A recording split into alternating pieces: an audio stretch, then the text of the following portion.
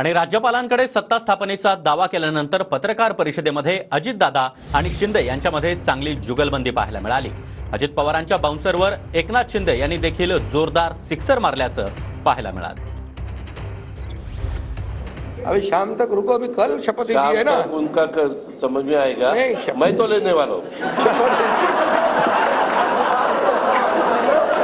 मैं रुकने वाला हूँ।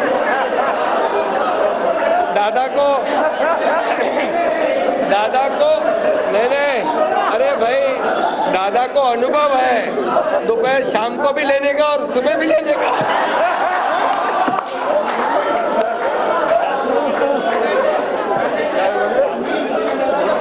परंतु ऐका, पूर्वी आम्ही सकाळी दोघांनी घेतली होती, तो हे राहून गेलेलो होता। आता पुढे 5 वर्ष आता ठेवणार आहे।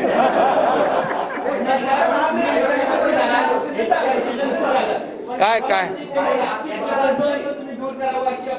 अरे सगळे कन्फ्युजन दूर होतील, थोडी कळ काढा, काही कन्फ्युजन ठेवणार नाही, सगळं क्लिअर।